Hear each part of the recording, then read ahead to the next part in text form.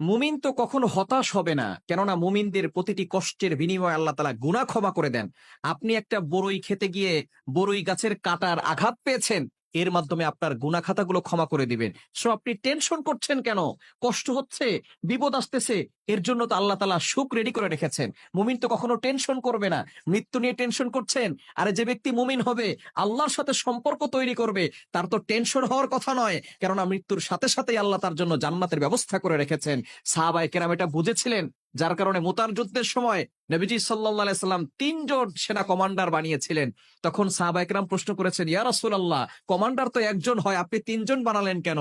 নবীজি বলছেন, একজন শহীদ হলে আরেকজন কমান্ডার হবে, ওইজন শহীদ হলে আরেকজন কমান্ডার হবে।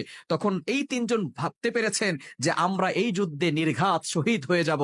তখন ৩ জনে খুশিতে আত্মহারা হয়েছেন যে আমরা শাহাদাতের পানি পান করব এবং আল্লাহর জান্নাতে ঢুকে যাব। সুতরাং সাহাবায়ে কেরাম বুঝেছেন দুনিয়া আসল নয়।